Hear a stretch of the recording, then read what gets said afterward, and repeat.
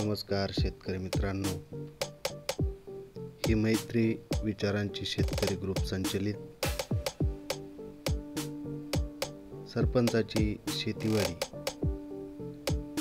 या यूट्यूब चॅनलवर आपले सहर्ष स्वागत करीत आहोत. नमस्कार. ही मैत्री विचारांची या शेतकरी समूहामध्ये आजचे मार्गदर्शक डॉक्टर ओमप्रकाश हिरे सर यांचं ग्रुपच्या वतीने सहर्ष स्वागत करतो. हे सर आपल्याला मार्गदर्शन करतील. आपले प्रश्न चॅट बॉक्स मध्ये आपण विचारू शकता. तर मी सरांना विनंती करतो, सर आता आपण कृपया मार्गदर्शन करण्यास सुरुवात करावी ही विनंती. धन्यवाद. मैत्री विचारांची हा जो ग्रुप आहे याच्याविषयी मी खूप जवळून काही लोक आहेत माझे, जसं पंडित नाना आहेत, तुम्ही आहात, अजून बरेच लोक आहेत. तर खूप मनापासून जवळचे शेतकरी असल्यामुळे वाटतं बोलावं असं. आणि माझा नंबर या ग्रुपवर टाकून द्या, मी ते शेड्यूल बी शेअर करेल. आणि काही पर्सनल कोणाला काही प्रश्न विचारायचा असेल तर ग्रुपला तुम्ही फक्त मेसेज टाकून द्या, मी तुम्हाला त्याचा आन्सर 100% देण्याचा प्रयत्न करेल. ठीक आहे. आता थोडस अजून पुढे जाऊया. मी तुम्हाला सांगितलं की कसं फुटतं, कसं द्रावण तयार होतं, रिॲक्ट झाल्यानंतर कसं दिसतं. नाही रिॲक्ट झालं तर ते 100% नितळगार दिसतं. नितळगार होणं म्हणजे ते झाडा पाण्यामध्ये विरघळलं. पाण्यामध्ये विरघळलं म्हणजे झाड त्याला चांगल्या पद्धतीने अपटेक करू शकेल. ठीक आहे. तर EDTA मध्ये फक्त आपल्याला कॅटायन बेस अन्नद्रव्य चिलेट होतात हे समजून घेणं गरजेचं आहे. काही कंपनीवाले म्हणतात की साहेब आमचं बोरॉन चिलेट आहे, काही कंपनी म्हणतात की आमचं मॉलिब्डेनम चिलेट आहे. अनायन जो असतो म्हणजे ज्याच्यावरती ऋण भार आहे तो कधी चिलेट होऊ शकत नाही. म्हणून मुख्य अन्नद्रव्यामधला पोटॅश चिलेट होऊ शकतो. दुय्यम अन्नद्रव्यामध्ये 3 अन्नद्रव्य येतात, कॅल्शियम, मॅग्नेशियम आणि सल्फर. त्याच्यातले कॅल्शियम आणि मॅग्नेशियम हे धनभारित अन्नद्रव्य आहेत, सल्फर हा ऋणभारित अन्नद्रव्य आहे. म्हणून सल्फर कधीही चिलेट होत नाही. फक्त कॅल्शियम, मॅग्नेशियम तुम्हाला चिलेट मध्ये भेटतील. आणि सूक्ष्म अन्नद्रव्यामध्ये फेरस, मॅग्नीज, झिंक, कॉपर हे 4 अन्नद्रव्य जे आहेत हे धनभारित आहे, हेच तुम्हाला चिलेटेड असतात, चिलेट होतात.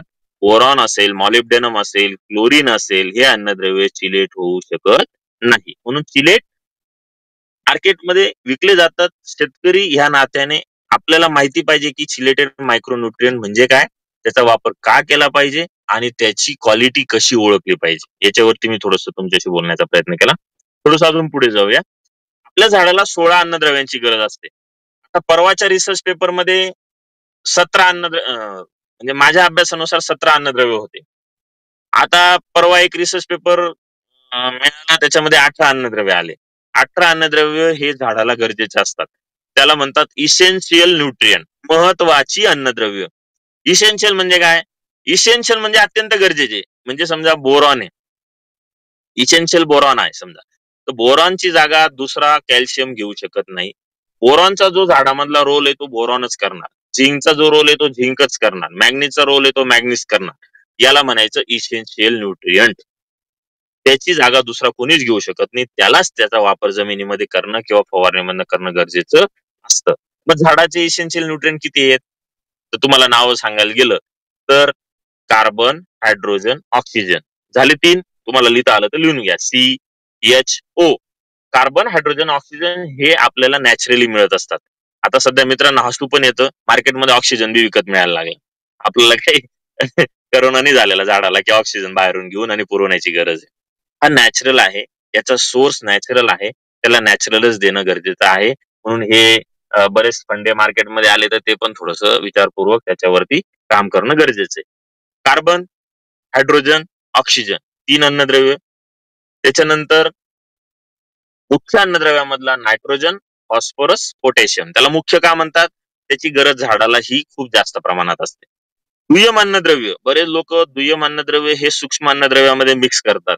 तुम्ही एज्युकेटेड शेतकरी आहात, सर्व सुज्ञ शेतकरी आहात. मैत्री विचारांची ग्रुप हा खूप माझ्या मनापासून जवळचा ग्रुप म्हणून मी त्याच्याकडे बघत असतो. आमच्याकडचे खूप चांगले चांगले शेतकरी याच्यामध्ये आहेत. तर सांगण्याचं तात्पर्य काय की तुम्ही एक सर्व सुज्ञ शेतकरी आहात. माझं प्रामाणिक एक शेतकऱ्यांसाठी जेव्हा मी काम करतो माझा एक मुद्दा असतो की शेतकऱ्यांनी साक्षर व्हावं. जसं आपण म्हणतो की मुलांनी शिक्षण घ्यावं, तसं मी म्हणतो की शेतकऱ्यांनी साक्षर व्हावं. का? कारण आपण काय वापरतो हे आपल्याला माहिती पाहिजे, 100% माहिती पाहिजे. कोणीतरी काहीतरी सांगतं म्हणून वापरायचं नाही. का वापरतो हे जर माहिती नसेल तर माहिती करून घेणं गरजेचं आहे. म्हणून मी तुम्हाला थोडं चिलेटवर भर दिला, न्यूट्रिएंट कसे असतात त्याच्यावर भर दिला मी. कारण जोपर्यंत आमच्यासारखे लोक तुम्हाला सांगणार नाही तोपर्यंत तुम्हाला बी समजणार ना. तुम्ही काही बीएससी ऍग्री एमएससी ऍग्री आता करू शकत नाहीये, म्हणून थोडस याच्यावरती मी जास्तीत जास्त भर देण्याचा प्रयत्न करत असतो. आपला विषय चालला होता की मुख्य अन्नद्रव्य हे थोडेसे जास्त प्रमाणात लागतात. त्याच्या 2 नंबरला येतात दुय्यम अन्नद्रव्य, म्हणजे ते त्याच्यापेक्षा मुख्य अन्नद्रव्यापेक्षा थोडेसे कमी लागतात. त्याच्यामध्ये येतो तुमचा कॅल्शियम, मॅग्नेशियम आणि सल्फर, त्याला आपण गंधक म्हणतो, आणि मायक्रोन्यूट्रिएंट मग त्याच्या पुढचे. आता तुम्हाला मी सांगितलं किती झाले, 3 त्रिक 9, बरोबर. Carbon, hydrogen, oxygen, nitrogen, phosphorus, potash, calcium, magnesium, sulphur. उरलेले सर्व आहेत ते आहेत मायक्रोन्यूट्रिएंट. त्याच्यामध्ये येतो ferrous, manganese, zinc, copper, boron, molybdenum, chlorine, nickel.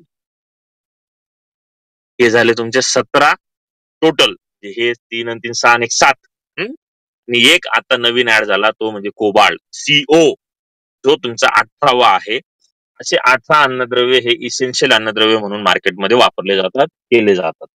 आता हे इसेन्शियल मायक्रोन्यूट्रिएंट जमिनीमध्ये आपण किंवा फवारणीमध्ये आपण का वापरावे, याला पण मी तुम्हाला ऑलरेडी बोललो. 1 मिनिट, मी गाडी चालू करतो, चार्जिंग लावतो, कारण माझा मोबाईल झालाय 5% वर आलाय. सॉरी. हा, कंटिन्यू करू आपण. इसेन्शियल न्यूट्रिएंट म्हणजे काय हे थोडस तुम्हाला सांगण्याचा प्रयत्न केला. आता दुसरा मुद्दा थोडासा समजून घेऊ की अन्नद्रव्य वापरत असताना कोणत्या अन्नद्रव्याचा वापर कधी, कुठे, कशाबरोबर, किती प्रमाणामध्ये केला पाहिजे, याला सुद्धा महत्व आहे. हे थोडस समजून घेणं सुद्धा गरजेचं आहे. म्हणून तुम्हाला या मुद्द्यावरती मी जास्त भर देण्याचा प्रयत्न करतोय. हे जे 16 ते 17 अन्नद्रव्य आहेत, याला इसेन्शियल का म्हणतात हे सांगितलं तुम्हाला. याच्यापैकी एक द्रव्य अन्नद्रव्य कमी पडला तर त्याची जागा दुसरा अन्नद्रव्य घेऊ शकत नाही. या 17 ते 18 अन्नद्रव्यामध्ये 3च अन्नद्रव्य असे आहे की ते तुमच्या झाडामध्ये 95% काम करतात. किती टक्के? 95%, 94%. ते म्हणजे कार्बन, हायड्रोजन, ऑक्सिजन. हे 3 अन्नद्रव्य फक्त तुमच्या झाडामध्ये 95% रोल प्ले करतात. मग ही बाकीची जेवढी जगमारी आहे ना, म्हणजे मुख्य, दुय्यम, सूक्ष्म, ही फक्त 4% आहे. फक्त 4% त्याचा रोल आहे झाडामध्ये. पण ते इसेन्शियल आहेत. त्याच्यापैकी एक जरी अन्नद्रव्य कमी पडला तरी त्याचा विपरीत परिणाम हा झाडावर होत असतो. ठीक आहे. आता थोडस मोबिलिटीवरती येऊ. मोबिलिटी म्हणजे झाडामध्ये आणि जमिनीमध्ये 2 प्रकारे मोबिलिटी असते. थोडं तुम्ही जर पेन वही असेल तर थोडं लिहिण्याचा प्रयत्न केला तरी तुम्हाला चालेल की झाडामध्ये जेव्हा कोणतंही अन्नद्रव्य जातं तर त्याच्यामध्ये 3 कॅटेगरी असतात. मुख्य अन्नद्रव्यामधला नायट्रोजन, फॉस्फरस, पोटॅशियम आणि दुय्यम अन्नद्रव्यामधला मॅग्नेशियम हे झाडामध्ये मोबाईल न्यूट्रिएंट म्हणून काम करतात. मोबाईल म्हणजे इझिली वहन होऊन जातं त्यांचं झाडामध्ये म्हणतोय मी, इझिली वहन होऊन जातं. म्हणून कधीही नायट्रोजन, फॉस्फरस, पोटॅशियम आणि मॅग्नेशियमची कमतरता तुम्हाला जुन्या पानांवर दिसते, नव्या पानांवर दिसत नाही. का? कारण ते जेव्हा जमिनीमधनं झाड त्याला उचलतं तेव्हा ते जुन्या पानाकडनं नव्या पानाकडे इझिली निघून जातात, फळाकडे इझिली निघून जातात.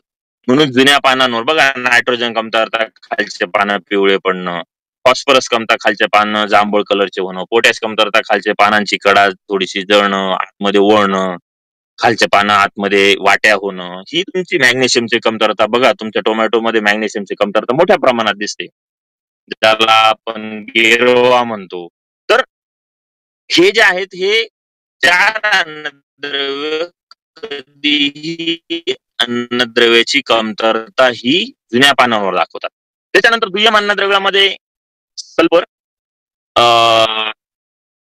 कॅल्शियम आणि सूक्ष्म अन्नद्रव्यामधले झिंक असेल, फेरस असेल, मॅग्नेज असेल, याची कमतरता तुम्हाला ही मधल्या ते शेंड्याच्या पानावर दिसते जास्त करून. कारण हे जमिनीमध्ये झाडामध्ये मॉडरेटली मोबाईल किंवा स्लोली मोबाईल म्हणून काम करतं. स्लोली मोबाईल, हळूहळू मोबाईल म्हणजे वहन, मोबाईल आपला नाही, मोबाईल म्हणजे वहन. स्लोली हळूहळू त्यांची झाडामध्ये हलचल असते, म्हणून त्याची कमतरता ही तुम्हाला शेंड्याला दिसते, मधल्या पानांना दिसते. आणि 2 असे अन्नद्रव्य आहेत मित्रांनो की ते त्याची कमतरता डायरेक्ट जिथं तुमचा शेंडा वाढतो तिथं आणि फळांवर दाखवतो. ते म्हणजे कॅल्शियम आणि बोरॉन. हे 2 अन्नद्रव्य असे आहेत की हे त्याची कमतरता 100% टोकाला दाखवतं, फळावर दाखवतं. का? कारण ते झाडामध्ये ई मोबाईल आहे. ई मोबाईल म्हणजे ते झाडामध्ये वहन करू शकत नाही जास्त. म्हणजे जुन्या पानात गेला तो नव्या पानात, म्हणजे समजा तुम्ही जमिनीत दिलाय, थोडा जाणार 50-60%, ब्रँचेस मध्ये जाणार 20-25-30%, जुन्या पानांमध्ये जाणार 10-15%, नव्या पानांमध्ये 2 ते 3% पोहोचतो आणि फळामध्ये तर अजिबात पोहोचत नाही कॅल्शियम आणि बोरॉन.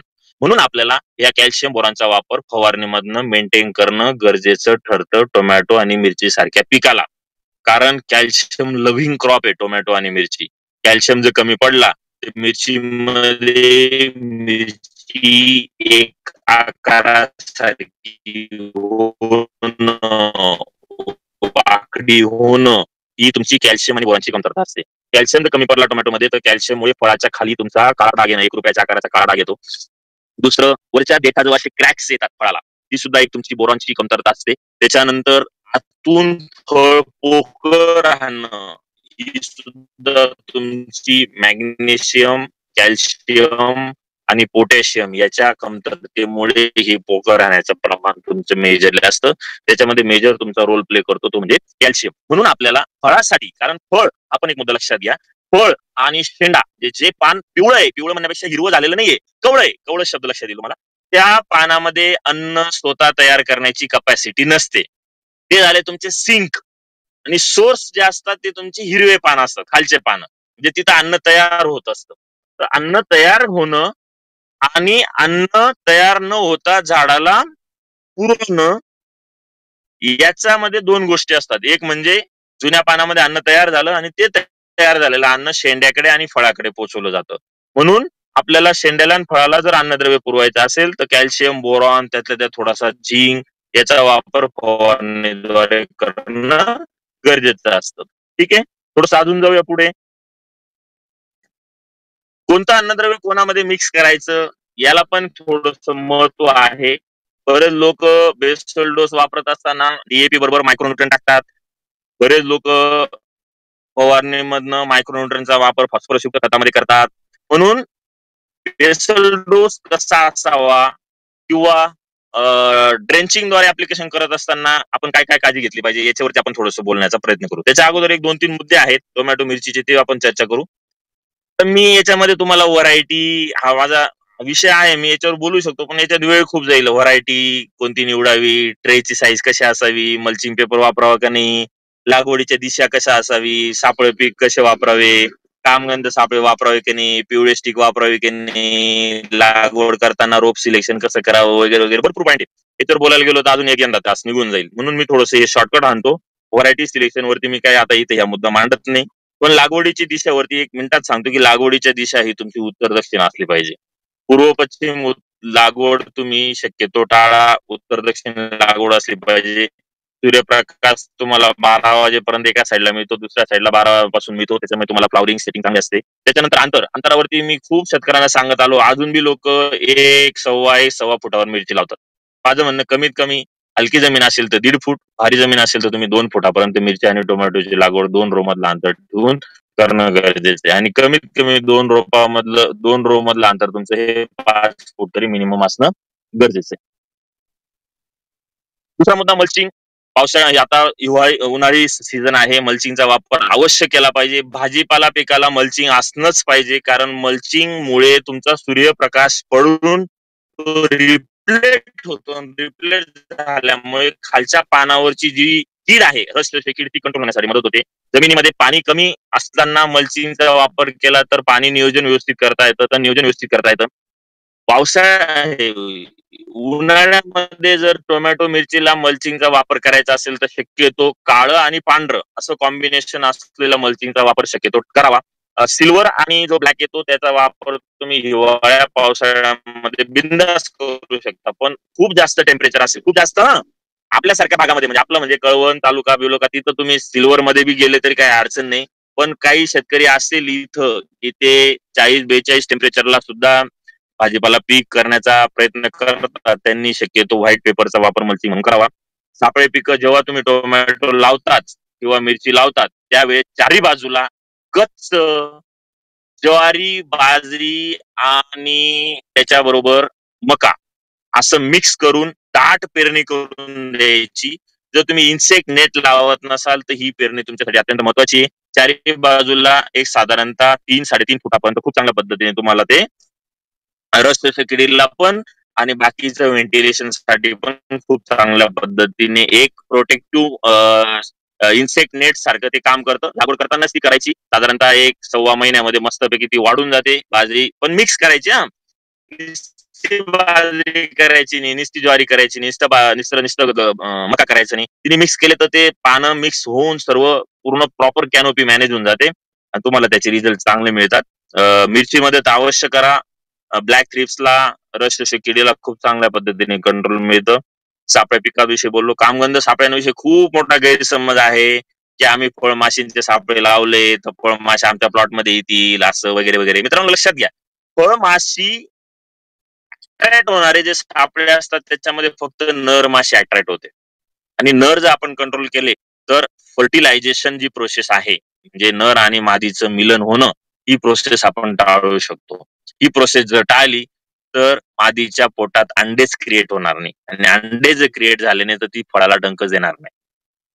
माशी फळाला डंक द्यायला जाते, ती काही खाण्यासाठी नाही जात, ती तिच्या सोंडीमधनं तिचे अंडे त्या फळामध्ये सोडते. का? कारण तिला एक प्रोटेक्टिव्ह एरिया लागत असतो तिचे स्वतःचे पिल्ल जन्म करण्यासाठी.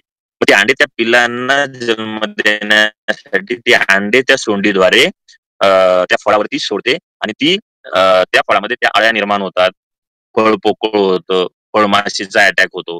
म्हणून कामगंध सापळ्यांचा वापर एकात्मिक पद्धतीने एका गावामध्ये 15 शेतकऱ्यांनी टोमॅटो लावला तर त्यांनी 15 शेतकऱ्यांनी एका वेळेस किंवा नाही एका वेळेस सर्वांनी हे कामगंध सापळे वापरले पाहिजे. नाही तुम्ही कामगंध सापळे मध्ये लावा पण बॉर्डरला तरी प्रत्येक बांधाला 2-2 कामगंध सापळे तुम्ही लावले तर फळमाशीचा अटॅक खूप चांगल्या पद्धतीने कंट्रोल येतो. पिवळे स्टिक आणि ब्ल्यू स्टिक वरती मी कायम बोलत राहतो. तुम्ही जेवढा तुम्हाला पिवळ गंध तुम्हाला प्लॉट करायचा असेल तेवढा करा. नॅचरल तुम्हाला खूप कमी खर्चामध्ये त्याचा फायदा होतो. खूप महागडे औषध काय आता फॅशन निघाले. एखाद्या शेतकऱ्याला मी सांगितलं ना साहेब 22 चा स्प्रे घेतो त्याच्या याला कानवा नाही याला अजून 22 अजून पुढे गेलाच नाही तो. साहेब M45 मारा तो म्हणतो साहेब याला काही येतच नाही बरं का. म्हणजे आम्हाला मूर्ख काढणारे शेतकरी मार्केटमध्ये आहेत. M45, 22-3 किंवा ब्ल्यू कॉपर याचं नाव घेतलं की त्याला वाटतं की समोर त्या कार्यकर्त्याला काहीच येत नाही. त्याला सांगितलं ना ग्रासिया मार बाबा, पेनिव्या मार, डेलिगेट मार असं सांगितलं हुशार शेतकरी बरं का. हा खूप मोठा इश्यू मार्केटमध्ये आहे मित्रांनो.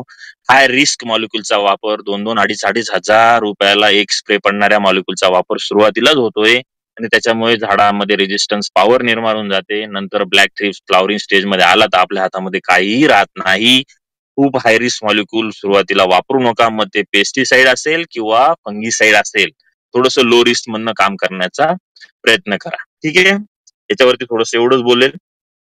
पुढे जाऊया आपण आता थोडस कारण बेसल डोस बाकी बऱ्याच गोष्टी आहेत. वेळ पण बराच झालाय आणि माझी मेन अडचण मी सांगितली सरांना पण त्याच्यामुळे इथं ती सांगणं योग्य नाही. ठीक आहे, एकात्मिक अन्नद्रव्य व्यवस्थापनामध्ये सर्वात महत्वाचा मुद्दा येतो तो म्हणजे बेसल डोस. बेसल डोस मध्ये बऱ्याच शेतकऱ्यांना असं वाटतं, हा मुद्दा मी आधी पण मांडलाय कुठेतरी सोशल मीडियावरती, की बऱ्याच लोकांना असं वाटतं की बेसल डोस न देण्यापेक्षा आपण ड्रीपद्वारे DAPचं पाणी करून किंवा 24-24चं पाणी करून सोडण्याचा प्रयत्न करू. याच्यामध्ये एक मुद्दा मी तुम्हाला सांगण्याचा प्रयत्न करतो. तुम्ही कोणतीही गोण घ्या. आज तुमच्याकडे शेतीमध्ये सकाळी उठायचं गोण हातात घ्यायची, गोणीवरती बघायचं काय लिहिलेलं आहे. तिथं 2 फॉर्म लिहिलेले असतात. एक असतो वॉटर सोल्युबल WS, दुसरा असतो CS. CS म्हणजे सायट्रिक ऍसिड सोल्युबल. याचा अर्थ काय की माझ्या DAPच्या गोणीमध्ये 46% जो फॉस्फरस आहे त्या 46% फॉस्फरस मधला जो फॉस्फरस आहे तो वॉटर सोल्युबल हा 25% आणि सायट्रिक ऍसिड सोल्युबल हा 25%. हे उदाहरण दिलं तुम्हाला, ते पर्सेंटेज कमी जास्त असतं. म्हणजे काय की तुम्ही जर DAPची निवळी काढली तर तुमचा वॉटर सोल्युबल जेवढा फॉर्म आहे तेवढाच फक्त सोल्युबल होणार आहे. बाकीचा उरलेला फॉर्म हा सायट्रिक ऍसिड सोल्युबल असल्यामुळे तो विरघळू शकत नाही आणि मग तुम्ही त्या कुच्चा जो निघतो त्या कुच्च्या बरोबर त्याला फेकून देतात. म्हणजे काय, आपण वापरलेल्या खतापैकी फक्त 2-5%, 10% खत हे पाण्यामध्ये विरघळून झाडे उचलतं. हा पहिला मुद्दा. दुसरा मुद्दा, आपण लिक्विड खत त्याचं करून टाकतो, म्हणजे लिक्विड मध्ये कन्व्हर्जन करतो, त्याच्यामुळे लिचिंग लॉसेस खूप होतात. म्हणजे लिचिंग लॉसेस म्हणजे काय, वरच्या लेअर मधनं खालच्या लेअर मध्ये ते अन्नद्रव्य निघून जातं. तिसरा मुद्दा, हे जे दाणेदार खत असतात, हे जे दाणेदार खत असतात, हे दाणेदार खतांचा पीएच हा न्यूट्रल टू अल्कलाईन असतो. जसं डीएपी 7.2 ते 7.3 पीएच आहे. तुम्ही हे दाणेदार खत जर लिक्विड करून सोडले, तर त्या पीएच द्रावण तुमच्या मुळीच्या सानिध्यात जातं. त्याच्यामुळे तुमच्या रायझोस्फिअरचा पीएच वाढतो. पीएच रायझोस्फिअर म्हणजे मुळीच्या सानिध्यात असलेली जागा, त्याला आपण रायझोस्फिअर म्हणतो. ह्या रायझोस्फिअरची अल्कलिनिटी वाढून जाते, म्हणजे पीएच वाढून जातो. पीएच वाढला तर झाड अन्नद्रव्य अपटेक करू शकत नाही. आता ही परत अजून एक केमिस्ट्री आहे. मुळीच्या सानिध्यामध्ये अन्नद्रव्य जास्त झालं झाडाच्या खोडाच्या कॉन्सन्ट्रेशन पेक्षा, तर झाड अन्नद्रव्य उचलणं बंद करून टाकतं. उलट झाडामध्ये तयार झालेलं अन्नद्रव्य मुळीद्वारे जमिनीमध्ये सोडलं जातं. हा मुद्दा थोडा छेडायला गेलं तर वेळ खूप जाईल, म्हणून मी हा छेडत नाही. म्हणून आपल्याला जमिनीमध्ये ह्या दाणेदार खतांचं लिक्विड करून सोडणं हे अत्यंत चुकीचं आहे टेक्निकली. म्हणून थोडस बेसल डोस वरती चांगला भर द्या. बेसल डोस चांगला भरा म्हणजे काय, आता तिथं परत पुढे बोलूया. चांगला भरा म्हणजे काय, की आपल्याला झाडाला ग्रेड द्यायचा नाही, आपल्याला झाडाला एनपीके द्यायचंय, हे लक्षात घ्या. झाड काही ग्रेड घेत नाही, झाड हे एनपीके घेतं. आपल्याला एनपीके घ्यायचंय, मग तुम्ही super phosphate plus DAP, 12-32-16 plus super phosphate, 18-46 काय म्हणतात शेतकरी, काय काय भरोसा आहे, एक बॅग 10-26 घेऊ, 2 बॅग सुपर फॉस्फेट घेतो, एक बॅग 14-35-14 घेतो. कशाला तुम्ही एनपीके आपल्याला द्यायचं आहे, तर तुम्ही 18-46 प्लस पोटॅश किंवा तुम्ही 10-26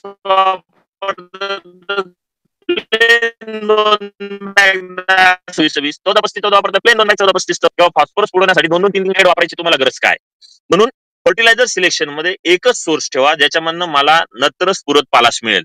याच्यामध्ये म्हणतो तुम्हाला सुपर फॉस्फेट वापरायचं ना, त्याच्यासारखं बेस्ट बेसल डोस मधलं खत आज बी मार्केटमध्ये नाहीये. फक्त तुमच्याकडे क्वालिटी पाहिजे.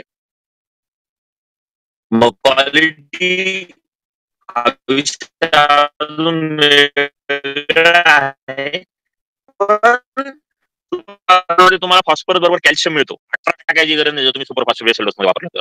तुम्हाला साहेब अजून तुम्ही सुपर फॉस्फेट इकडे काय काय येऊन लागलं नवीन. पण मी अजून बी बोलतो तुम्हाला, सुपर फॉस्फेट सारखं बेसल डोस मध्ये फॉस्फरसचा सोर्स असलेलं खत दुसरं अजून मार्केटमध्ये कोणतंच नाहीये. कारण ऍडिशनल तुम्हाला सल्फर 12% आणि कॅल्शियम 18% मिळतो मित्रांनो, हे लक्षात घ्या. दुसरी गोष्ट, सुपर फॉस्फेट वापरताय मग त्याच्याबरोबर तुम्हाला पोटॅश वापरावं लागेल, कारण सुपर फॉस्फेट मध्ये पोटॅश नाहीये. किंवा मग तुम्हाला ऑप्शन मध्ये जायचं असेल तर 18-46 वापरतात, 18-46 बरोबर पोटॅश वापरावं लागेल. 24-24 वापरताय तर 24-24 बरोबर पोटॅश वापरावं लागेल.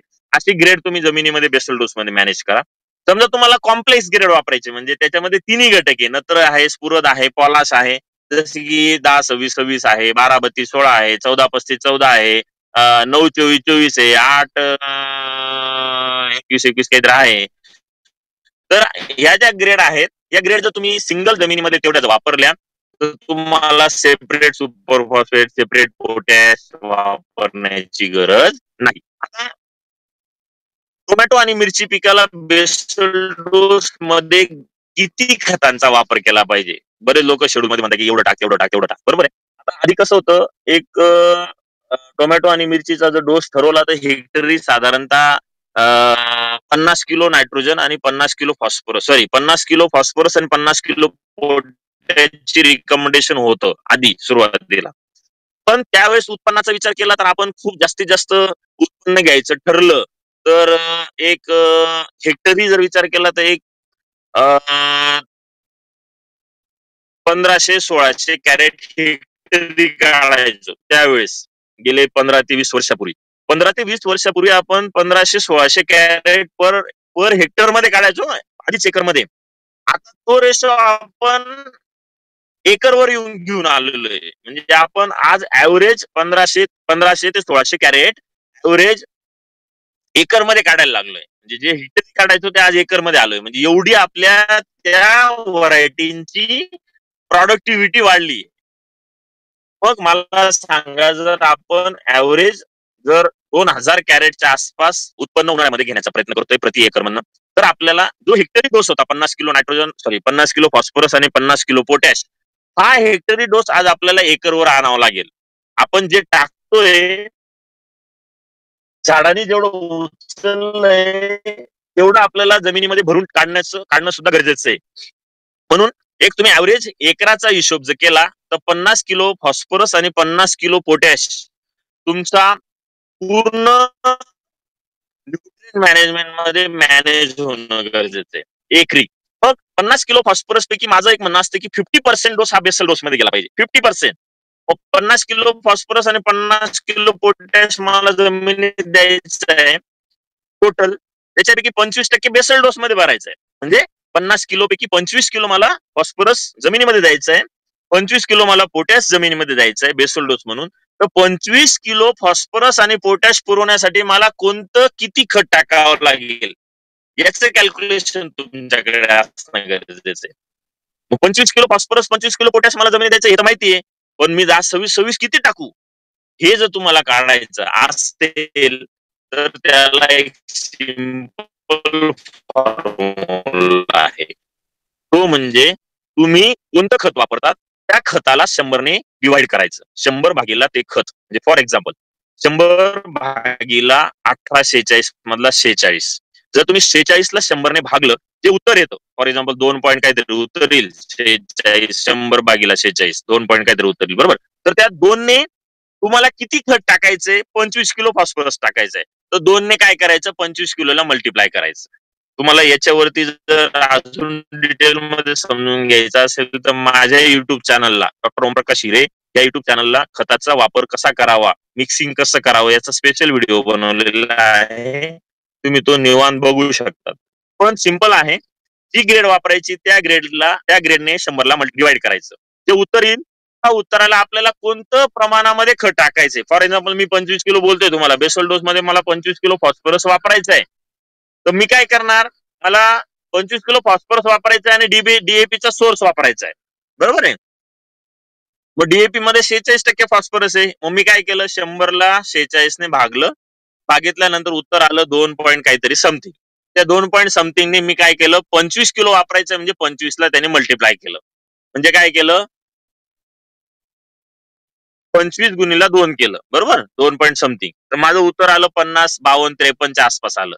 50 52 53 हे जे उत्तर आलं हे झालं तुम्ही वापरलेल्या डीएपीची क्वांटिटी. म्हणजे 50 किलो डीएपी किंवा 52 किलो डीएपी जेव्हा मी बेसल डोस मध्ये वापरेल तेव्हा मला 25 किलो फॉस्फरस मिळणार आहे. हे तुमचं उत्तर तयार झालं. आता 10-26-26 मध्ये समजा तुम्ही उदाहरण घेतलं 10-26-26 मध्ये 26% फॉस्फरस आहे. मग मला 26% फॉस्फरस आहे पण मला 25 ते 26 किलो फॉस्फरस जमिनीमध्ये द्यायचं आहे. मग मी काय करेल 100 भागीला 26 उत्तर आलं माझं साधारणतः 1.9च्या आसपास बरोबर आहे. सॉरी 26 100 भागीला 26 जर तुम्ही केलं तर उत्तर येतं तुमचं करेक्टच काढतो मी तुम्हाला सांगा भागीला 100 भागीला 26 बरोबर 3.84 आलं. 3.84 उत्तर आलं. मग 3 बरोबर उत्तर 3.84 कोणी काढलं 100 भागीला 26 3.84 आलं बरोबर 3.84 उत्तर आलं. मग मला किती टाकायचं आहे फॉस्फरस 25 किलो हे तर मला माहिती आहे. मग मी काय करेल 3.84 गुणीला 25 माझं उत्तर आलं 96 काय आलं 10-26-26चा डोस आला. म्हणजे 96 किलो मला 10-26-26 जमिनीमध्ये टाकावं लागेल. म्हणजे काय 2 बॅग 96 किलो म्हणजे किती झालं 2 बॅग. म्हणजे 2 बॅग मी 10-26-26 जेव्हा जमिनीमध्ये टाकेल तेव्हा मला 25 किलो फॉस्फरस आणि 25 किलो पोटॅश मिळेल. का 25 किलो झाला तो कारण 26% फॉस्फरस पण आहे 26% पोटॅश पण आहे 10-26-26 मध्ये. अशा पद्धतीने तुम्हाला आपल्या जमिनीमध्ये आता मला जेव्हा बाजीराव सरांचा फोन आला तेव्हा ते म्हटले होते की साहेब किती गोणी टाकण्यापेक्षा झाडाला किती लागतं याच्यावर थोडा भर द्या. म्हणून मी हा मुद्दा इथं हाताळला की टोमॅटो हे हायब्रिड व्हरायटी असल्यामुळे साधारणतः नायट्रोजनचा विचार इथं करू नका. नायट्रोजनला बाजूला ठेवा. नायट्रोजन ऑटोमॅटिक मॅनेज होणार आहे. थोडंफार आपण बेसल डोस मध्ये 18 वापरलं त्याच्यातनं जाणार आहे किंवा लिक्विड खत वापरतो त्याच्यात मॅनेज होणार आहे. पण फॉस्फरस पोटॅश मध्ये साधारणतः पूर्ण प्रति एकर मध्ये 50 ते 75 किलो हा तुमचा ऍव्हरेज डोस व्हरायटीनुसार असणं गरजेचं आहे. प्रति एकर प्रति season not for basal dose, प्रति एकर प्रति सीझन 50 ते 75 किलो फॉस्फरस, 50 ते 75 किलो पोटॅश हा तुमचा बेसल डोस मध्ये पूर्ण सीझन मध्ये प्रति एकर घ्यायला पाहिजे. मग त्याच्यासाठी मी माझं गणित असतं की त्याच्यातला 25% डोस हा शक्यतो बेसल डोस मध्येच दाबायचा. कारण बेसल डोस मधलं खत हे स्लो रिलीज असतं, हळूहळू हळूहळू झाड त्याला घेत राहतं. बेसल डोस मधलं खत हे तुमच्या झाडाचं अन्न आहे, जेवण आहे. जेवणाप्रमाणेच टप्प्याटप्प्याने झाडाने घेतलं पाहिजे. आणि लिक्विड खत हे झाडाचं सलाईन आहे. म्हणजे जिथं कमी पडतंय तिथं मग समजा झाड घेऊच शकत नाही मुळीद्वारे, तर सलाईनद्वारे थोडंसं आपण जसं झाडाला पुरवतो, माणसाला पुरवतो, तसं ते सलाईन सारखं काम करत असतं. म्हणून बेसल डोस भरत असताना टोमॅटोमध्ये माझं रिकमेंडेशन असतं की तुम्ही 1846 वापरत असाल तर साधारणतः 75 किलो म्हणजे 1.5 बॅगापर्यंत तुम्ही ऍव्हरेज जमिनीमध्ये, कारण फॉस्फरस लेवल जमिनीमध्ये व्हेरी लोच्या आसपास आहे. म्हणून रिकमेंडेड डोस पेक्षा 25% डोस वाढून ठेवलेला जमिनीमध्ये कधीही चांगला असतो. म्हणून 75 किलो फॉस्फरस, त्याच्यामध्ये 1 बॅग पोटॅश, त्याच्याबरोबर निंबोळी पेंट चांगल्या क्वालिटीची. आता इथं परत आपण कम्प्लीट होतो यार, क्वालिटी म्हणजे काय. बऱ्याच मार्केटमध्ये ज्या निंबोळी पेंट आहे मित्रांनो, ह्या ऑइल एक्स्ट्रॅक्ट केलेल्या निंबोळी पेंट आहे. म्हणजे ऑइल काढलं म्हणजे काय राहतं तिथं, भुसा असतो तो लाकडाचा, बरोबर. मग लाकडाचा भुसा जर आपण जमिनीत टाकायचा त्याचा उपयोग काय. म्हणून ऑइल असलेली जर आपण निंबोळी पेंट घेतली, ऑइल असलेली निंबोळी पेंट ओळखायचं म्हणजे काय, तिचा तपकिरी कलर असतो थोडासा. दुसरी गोष्ट, तिला जर हातात घेतलं तर आपल्या हाताला ऑइल लागतं थोडंसं, असं थोडंसं आपण जसं तेल टाईप आपल्या हाताला फिलिंग होते. आणि हातामध्ये जर ती चोळली तर आपल्या हाताचा भयानक वास येतो. 1-2 तास 1.5 तास तो वास जात नाही. असे 3-4 कॅरेक्टर आहे, एवढं आपल्या लक्षात येत नाही. म्हणून निंबोळी पेंट जर तुम्हाला विथ ऑइलची मिळाली तर तिचा फायदा जमिनीत चांगला होतो. कारण निंबोळी पेंट आपण जमिनीमध्ये कशासाठी वापरतो, तो निमॅटोड कंट्रोलसाठी प्रिव्हेंटिव्ह मध्ये वापरतो. काही ते सेंद्रिय खत म्हणून तर काही वापरत नाही. म्हणून निंबोळी पेंट क्वालिटीची तुम्ही साधारणतः 3 बॅग 4 बॅग प्रति एकर वापरा. त्याच्याबरोबर मायक्रोरायझा वापरा चांगल्या कंपनीचं. मायक्रोरायझा का मी सांगतो, कारण मायक्रोरायझा सारखं उत्कृष्ट मित्र फर्टिलायझर दुसरं कोणतंच नाहीये. जो फॉस्फरस आहे तो झाड घेऊ शकत नाहीये. मुळी म्हणते तुला गरज असेल तर माझ्याजवळ आहे, फॉस्फरस म्हणतो तुला गरज असेल तर माझ्याजवळ आहे. अशी अडचण असते जमिनीमध्ये फॉस्फरसची. आणि फॉस्फरस हा अति भयानक न्यूट्रिएंट आहे. चला तो असा न्यूट्रिएंट आहे की त्याची हालचाल बी स्लो आहे जमिनीमध्ये. आणि दुसरी गोष्ट, तो दुसऱ्याच्या अन्नद्रव्याची हालचाल करता त्यांना बी घेऊन बसतो. म्हणजे एखादा असतो बघा कार्यकर्ता, चांगल्याला बी बिघडवतो, घेऊन बसतो तो. तसा हा फॉस्फरस आहे, चांगल्याला बी घेऊन बसतो. म्हणजे अवेलेबल होणार असतो, घेऊन बसतो, फेरस फॉस्फेट तयार होऊन जातो. एकदा फेरस फॉस्फेट तयार झाला मग तो अवेलेबल होऊ शकत नाही. म्हणजे घेऊन बसण्याची जी सवय आहे घाण त्याला, ती सवयीमुळे फॉस्फरस खूप अडचणीमुळे झाडाला अवेलेबल होत नाही. आणि फॉस्फरस हा मुख्य अन्नद्रव्य असल्यामुळे तो एनर्जी पुरवत असतो झाडाला, एनर्जी झाडाला सप्लाय होत नाही. म्हणून झाड ताणामध्ये जातं, स्ट्रेसमध्ये जातं, त्याच्यावरती रोग आणि किडीचा अटॅक हा वाढत असतो. मेजरली लेड ब्लाइट जो असतो, लेड ब्लाइट उशिरा येणारा करपा, हा फॉस्फरसची लेवल झाडामध्ये कमी असेल तर मोठ्या प्रमाणात साल करतो टोमॅटो मध्ये मेजरली. म्हणून फॉस्फरसला जमिनीमध्ये बेसल डोस मध्ये प्रॉपर ठेवण्यासाठी आपण जर आपण विषय चालू होता मायक्रोरायझाचा, तर मायक्रोरायझाचा वापर हा बेसल डोस मध्ये तुम्ही चांगल्या क्वालिटीचा ठेवा, जेणेकरून तुम्हाला खूप. मायक्रोरायझाचा वापर ड्रेंचिंग मध्ये लिक्विड फॉर्म मध्ये वापरण्यापेक्षा दाणेदार स्वरूप हा बेस्ट ऑप्शन असतो, तो बेसल डोस मध्ये ठेवा. मग राहिलं काय, काही लोक मॅग्नेशियम सल्फेट टाकतात, काही लोक मायक्रोन्यूट्रिएंट बेसल डोस मध्ये टाकतात. माझं प्रामाणिक मत असं आहे की बेसल डोस मध्ये आपला फॉस्फरस युक्त खत असतं, एक तर डीएपी असतं, एक तर सुपर फॉस्फेट, एक तर 10-26 असतं, एक तर 12-32 असतं, काहीतरी असतं. त्याच्यामध्ये 100% फॉस्फरसच असतो. मग अशा खतामध्ये जर तुम्ही फॉस्फरस युक्त खतामध्ये जर तुम्ही कॉम्बी किट, जे आता फंडा मार्केटमध्ये होता, बराच कमी व्हायला लागलाय. कॉम्बी किट म्हणजे काय, 53 किलो 38 किलोचे सल्फेट बेस मायक्रोन्यूट्रन मार्केटमध्ये मिळतात. Zinc sulphate, ferrous sulphate, magnesium sulphate, boron आणि मॅग्नेशियम सल्फेट असे 5 घटक एकत्र असतात. त्याचा वापर बेसल डोस मध्ये करता तुम्ही. आणि तुम्ही फक्त काय करा, एक काचेच्या ग्लासामध्ये डीएपी टाका, आणि डीएपी मध्ये ते सल्फेट बेस मायक्रोन्यूट्रन पैकी एकच सोर्स टाका, फक्त झिंक सल्फेट टाका, पूर्ण दही झालेलं तुम्हाला दिसेल. म्हणजे काय, आपण बेसल डोस भरला, आती ऍड केला, मस्तपैकी पेपर टाकला, पाणी दिलं, पाणी दिल्यानंतर मध्ये त्याची दही झाली का, खिचडी झाली का, ताक झाली, आपल्याला काही कळत नाही. एवढं कॉम्बी किट सुद्धा मध्ये जमिनीमध्ये टाकून सुद्धा शेतकरी नंतर ड्रीपद्वारे मायक्रोन्यूट्रियन, जसं आपलं मिंगल समजा, मिंगल सारखं मायक्रोन्यूट्रियन सोडतो. अरे बाबा, तू बेसल डोस मध्ये एवढं मायक्रोन दिलं तर तुला सोडायची गरजच येत नाही. गरज भासते त्याला, का भासते, कारण जे दिलंय ते जमिनीमध्ये फॉस्फरस बरोबर रिएक्ट होऊन जातं. म्हणून त्याला गरज भासते, फेरस कमतरता दिसते, झिंक कमतरता दिसते, म्हणून त्याला मिंगल सारखं मायक्रोन्यूट्रन जमिनीमध्ये सोडावं लागतं. माझं म्हणणं आहे, तुम्ही ड्रीप आहे तुमच्याकडे 100%. ड्रीप असल्यामुळे तुम्हाला मिंगल सारखं मायक्रोन्यूट्रन जसे मार्केटमध्ये आहे ते तुम्ही ड्रीप मधनं मॅनेज करू शकता. तर तुम्हाला बेसल डोस मध्ये मायक्रोन्यूट्रन सल्फेट बेस टाकायची गरज नाहीये. म्हणून बेसल डोस हा एनपीके बेस प्लस त्याच्यामध्ये सेंद्रिय खत प्लस त्याच्यामध्ये निंबोळी पेंट सारखं खत प्लस त्याच्यामध्ये थोडस रुटान किंवा मायक्रोरायझा जसा रुटांजा आहे किंवा इतर कंपनीचा मायक्रोरायझा असं त्याचा वापर असला पाहिजे. काही आता थोडंसं मार्केटमध्ये कॅल्शियम मॅग्नेशियम आणि सल्फर, कॅल्शियम मॅग्नेशियम आणि पोटॅश असं पण काही बेसल डोस मध्ये काही ग्रेड आलेले आहेत. तर त्याचा सुद्धा वापर तुम्ही जर सुपर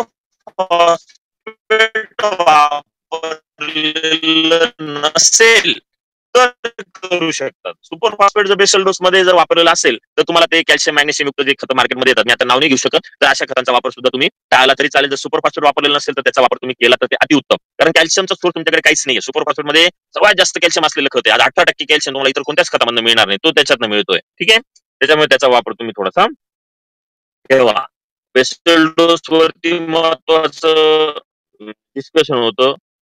तुम्हाला समजा कोणाला माझं शेड्यूल पाहिजे असेल टोमॅटोचं, तर माझा नंबर मी तुम्हाला देईल. त्याच्यावरती मला व्हॉट्सअप करा. फोन करण्यापेक्षा तुम्हाला माझ्या फावल्या वेळामध्ये, मी थोडा आज आणि उद्या थोडा बिझी आहे, तुम्हाला फावल्या वेळामध्ये माझं शेड्यूल पाठवेल. शेड्यूल मध्ये बेसल डोस कसा असावा, आळवणी कशी असावी, स्प्रे मध्ये मॅनेजमेंट कसं असावं, सर्व डिटेलमध्ये मी टोमॅटो आणि मिरची देण्याचा प्रयत्न केलेला आहे. ते तुम्हाला मी शेअर करण्याचा प्रयत्न केला.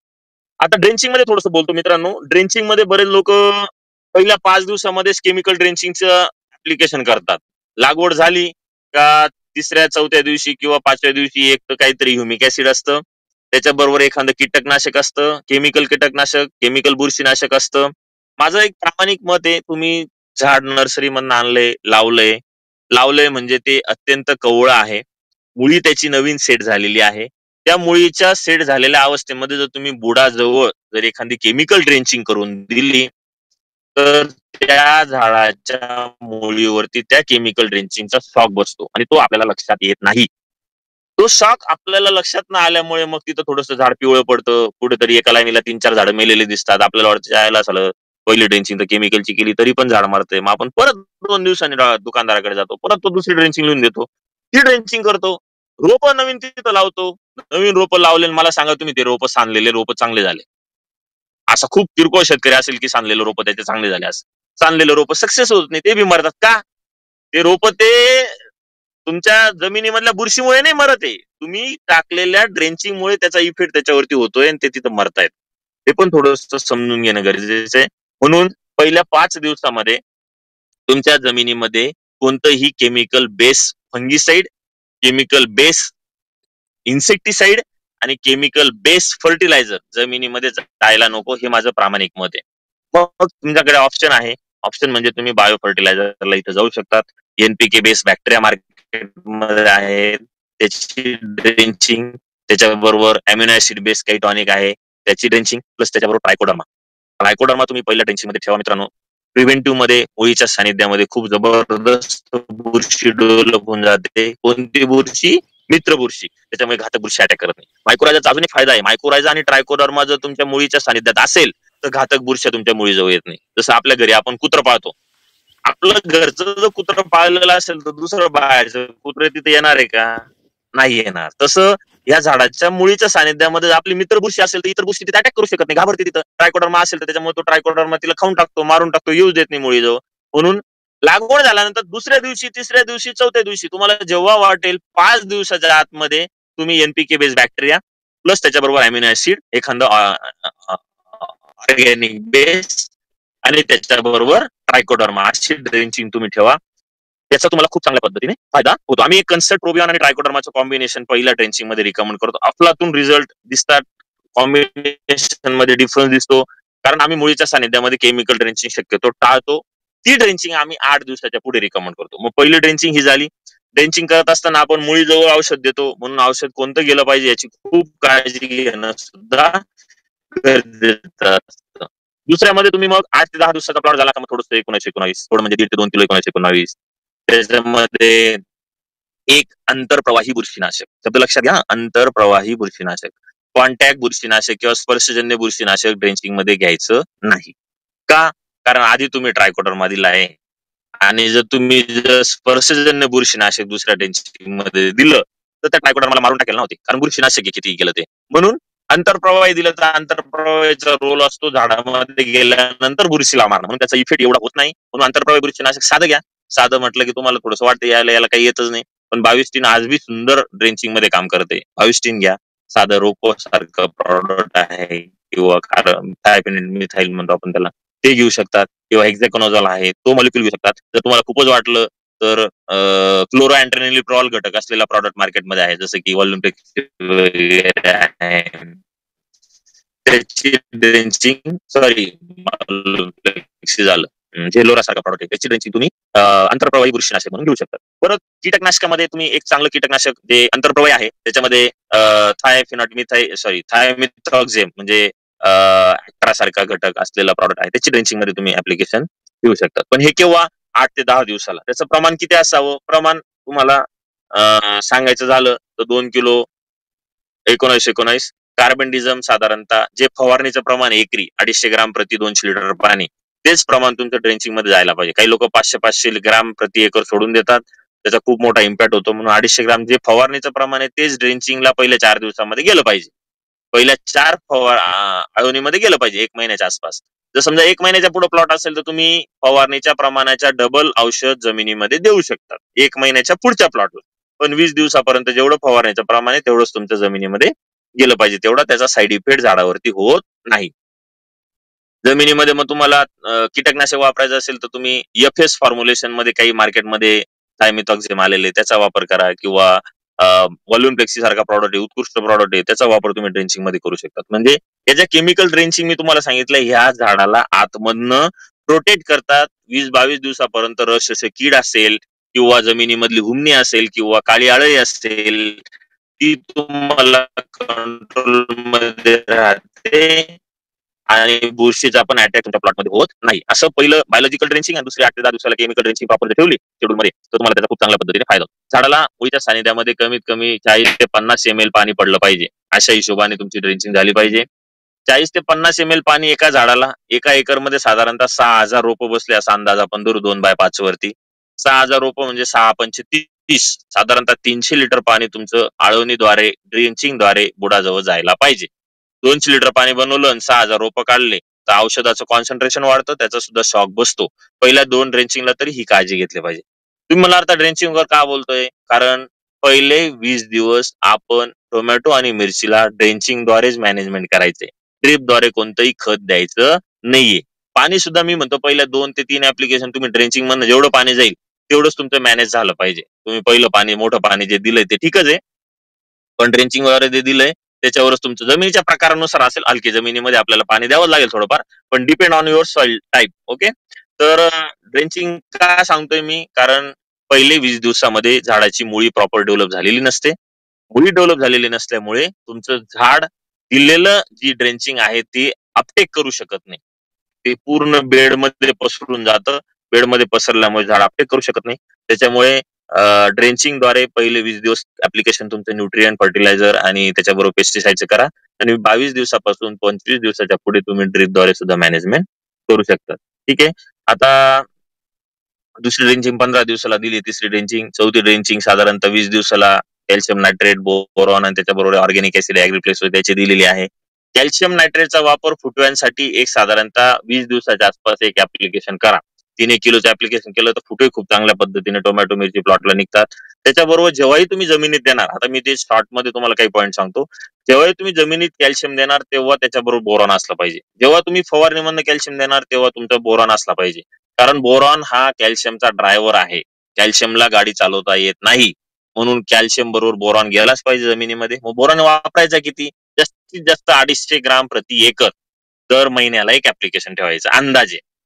Calcium nitrate 5-6 kilo 8 kilo percent जमिनीच्या प्रकारानुसार, आणि बोरॉन 250 ग्रामच्या वरती वापरायचं नाही. काही काही लोक 1-1 किलो बोरॉन ट्रिप म्हणून सोडतात. मित्रांनो, बोरॉन जर एकदा जमिनी हाय झाला तर तो कंट्रोल किंवा त्याची टॉक्झिसिटी मेंटेन करणं खूप अवघड होऊन जातं. म्हणून त्याचा वापर करताना काळजी घ्या. त्याच्यानंतर मायक्रोन्यूट्रिएंटचं पहिलं ऍप्लिकेशन ड्रेंचिंग मधनं हे 25 दिवसाच्या आसपास टोमॅटो आणि मिरचीला जायला पाहिजे. ही स्टेज काय सांगतो की ह्या स्टेजला प्रॉपर फुटवे डेव्हलप झालेले असतात. झाडाला वाढीच्या अवस्थेमध्ये मायक्रोन्युट्रियनची गरज प्रॉपर पाहिजे असते. म्हणून या स्टेजला आम्ही आमचं मिंगल जे प्रॉडक्ट आहे ते आम्ही या स्टेजला रिकमेंड करतो. मिंगल देतो, त्याच्याबरोबर थायोग्रीन म्हणून सल्फर आहे ते देतो आणि त्याच्याबरोबर मॅग्नेशियम सल्फेट देतो. ही आमची डोस आहे, कॉम्बिनेशन आहे. एक 22 ते 25 दिवसाचा प्लॉट झाला का एक ऍप्लिकेशन आमचं ते ड्रीप मधनं असतं. पहिलं ड्रीप मधनं ऍप्लिकेशन जातं ते. तर असं मायक्रोन्युट्रियन चांगल्या कंपनीचं घेऊन तुम्ही ड्रीप मधनं पहिलं ऍप्लिकेशन एक 20 ते 22 दिवसाच्या आसपास, 25 दिवसाच्या आसपास जास्तीत जास्त पहिलं मायक्रोन्युट्रियन जायलाच पाहिजे. ज्यावेळेस जमिनीमध्ये मायक्रोन्युट्रियन तुम्ही देणार त्याच वेळेस फवारणीमधनं पहिलं मायक्रोन्युट्रियनचा स्प्रे गेला पाहिजे. बघा मग हे बुद्धी लक्षात घ्या. टाइम ऑफ ऍप्लिकेशन खूप महत्वाचं आहे खताला. म्हणून ह्या स्टेजला, कारण झाडाच्या वाढीच्या अवस्थेमध्ये सूक्ष्म अन्नद्रव्याचा वापर जमिनीमधनं आणि फवारणीमधनं जर तुम्ही केला तर झाडामध्ये 45-50 दिवसापर्यंत तुम्हाला कोणतीही कमतरता दिसत नाही. याला म्हणतात प्रिव्हेंटिव्ह न्यूट्रिएंट मॅनेजमेंट. प्रतिबंधक उपचारात्मक आपण काम करतोय. मग इथं तुम्ही फवारणीमधनं साधं एक्सिड घ्या किंवा कॉम्बी किट घ्या एखादं, त्याचा स्प्रे मारा. जमिनीमधनं अॅमिनो ऍसिड मायक्रोन किंवा मिंगल सारखं मायक्रोन घ्या, त्याचं ऍप्लिकेशन करा. इथं जर केलं तर प्रॉपर तुम्हाला 2 महिन्यापर्यंत खूप चांगल्या पद्धतीने मायक्रोन्युट्रिएंट मॅनेज करता येतं. मित्रांनो, सूक्ष्म अन्नद्रव्याची कमतरता येऊ न देणं ही कला आहे. आल्यानंतर तिला कंट्रोल करणं ही थोडंसं पॉसिबल होत नाही, डिफिकल्ट होतं, ते भरून निघत नाही. तुम्ही आता मार्केटमध्ये खूप वेगळ्या वेगळ्या ग्रेड पण आलेले आहे. आता थोडं ग्रेड वरती बोलणं इथं उचित नाही, पण माझं सिंपल मत आहे की झाडाला अन्नद्रव्याची गरज आहे.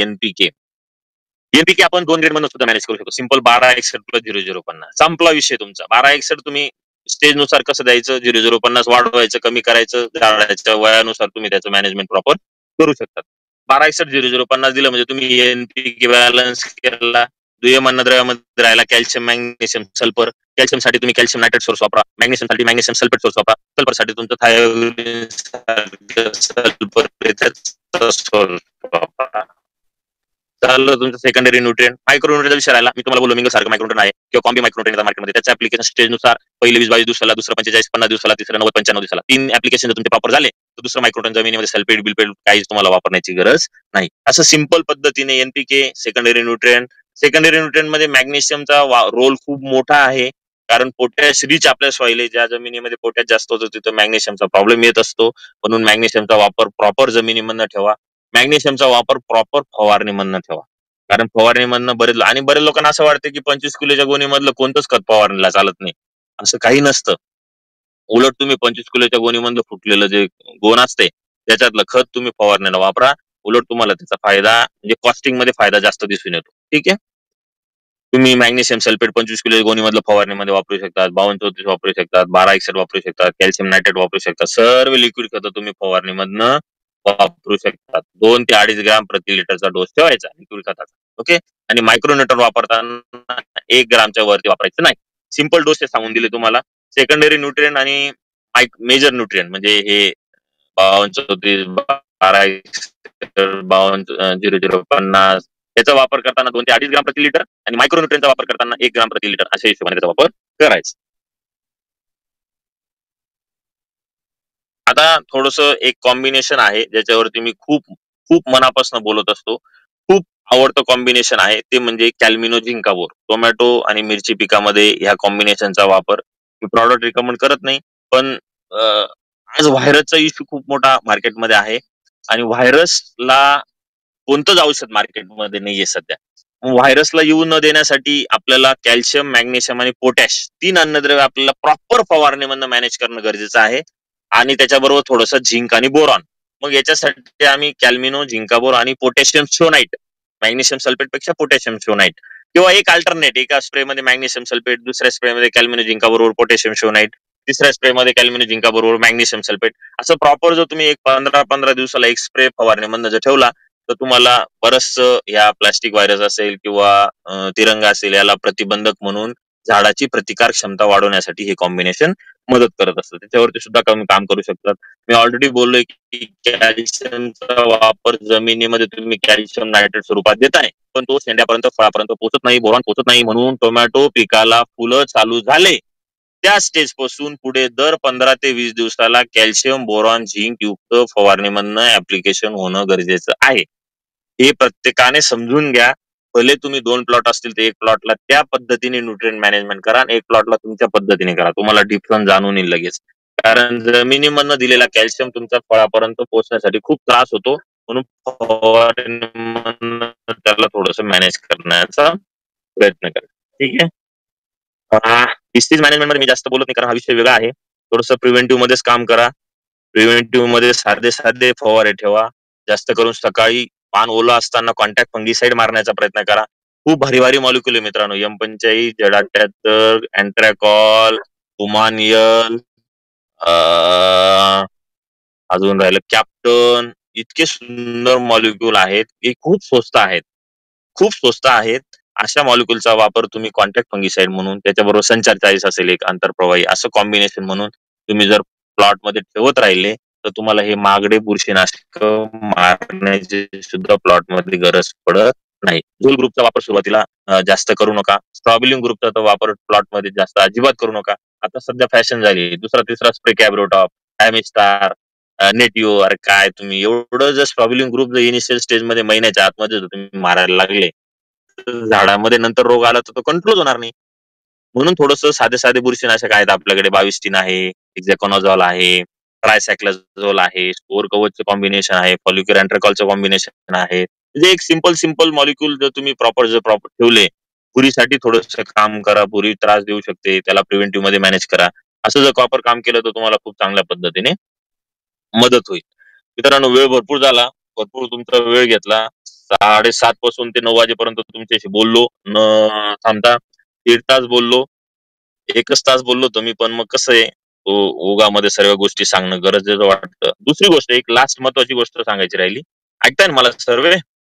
का मीच बोलतो एकटा, सर्व झोपले? हो सर बोला.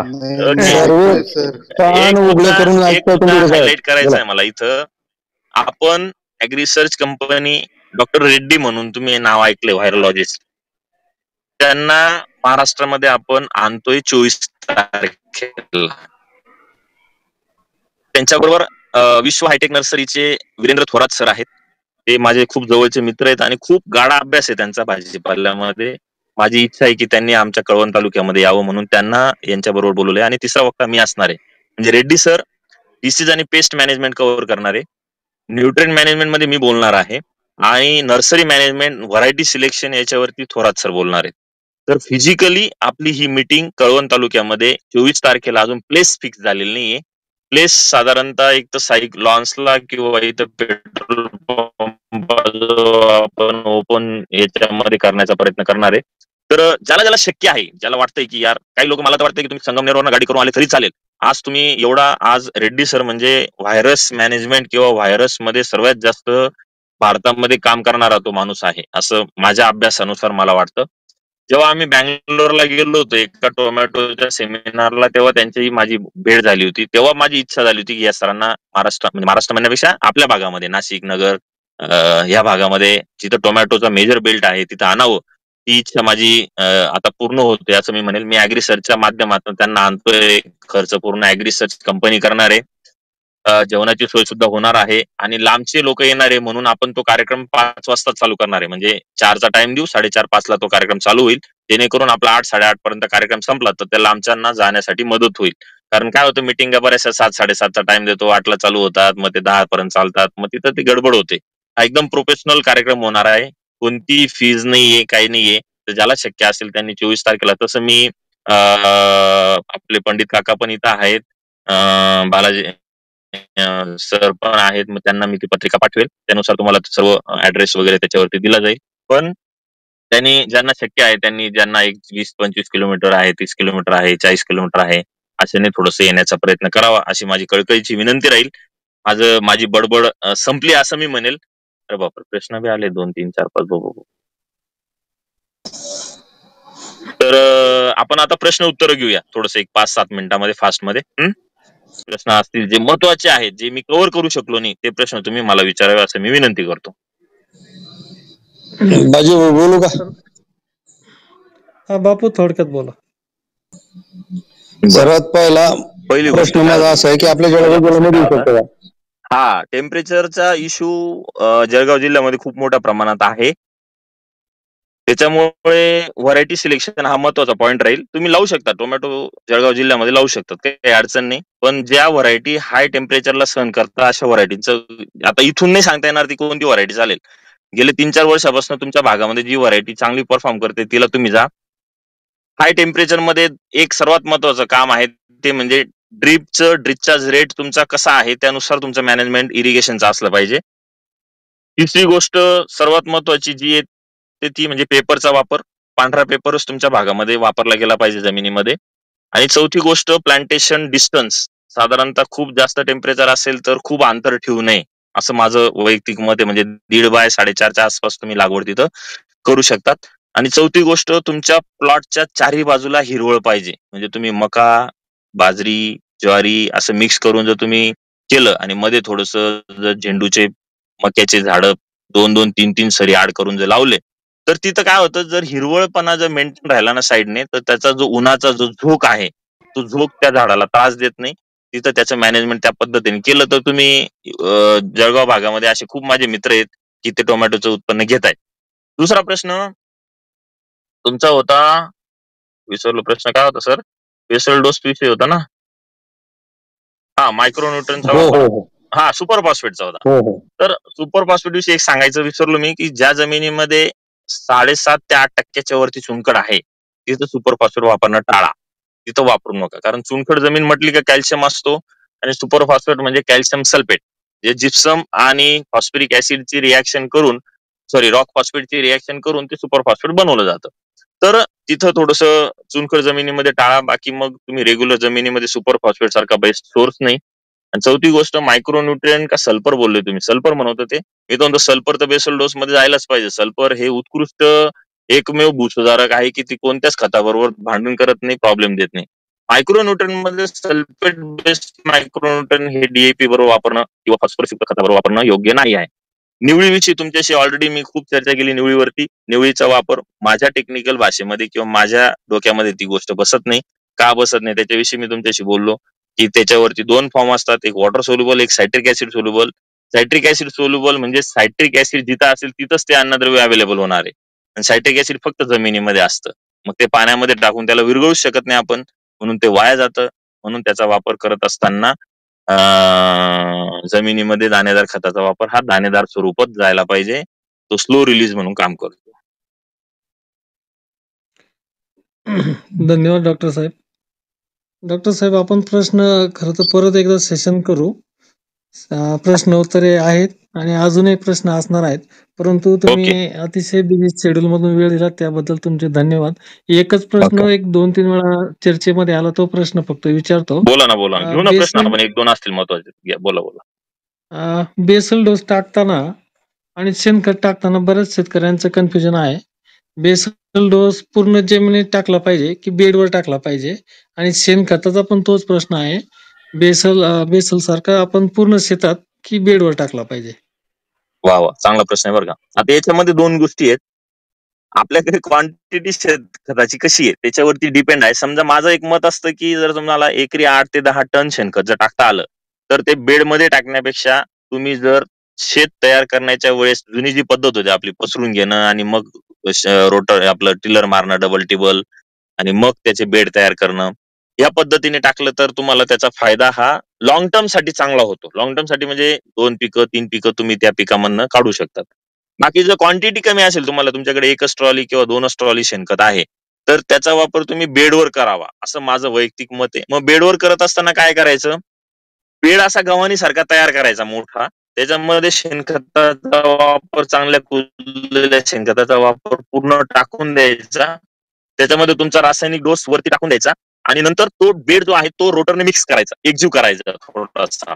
आणि नंतर परत त्याला रेझर मारून घ्यायचं, थोडीशी माती चढून घ्यायची आणि मग त्याच्यावरती पेपर टाकायचा. दोन्ही पद्धतीने. आणि बेसल डोसचं पण तुम्ही बोलले की दाणेदार खत. दाणेदार खत हे बेडवरच टाकलं पाहिजे, पूर्ण शेतामध्ये टाकणं योग्य नाहीये. बेड बनवल्यानंतर गव्हाणी सारखा बेड तयार झाला का मग तिथं दाणेदार खताचा वापर करून आणि मग ते प्रॉपर मातीमध्ये मिक्स होणं गरजेचं आहे. दाणेदार खताचा वापर करताना 3 गोष्टी अत्यंत महत्वाच्या आहेत. पहिली गोष्ट, दाणेदार खत हे कधीही कोणत्या तरी सेंद्रिय खतामध्ये मिक्स करून टाकलं पाहिजे. म्हणजे तुम्ही 2 बॅग 10-26 वापरताय ना, तर तुम्ही 4 बॅग कोणतं तरी सेंद्रिय खत घ्या किंवा घरचं शेणखत घ्या, त्याच्याबरोबर ते दाणेदार 10-26-26 मिक्स करा, एकजीव करा आणि मग त्याचा वापर करा, जेणेकरून त्या दाणेदार खताला प्रॉपर कोटिंग होऊन जातं त्या शेणखताचं. पहिली गोष्ट.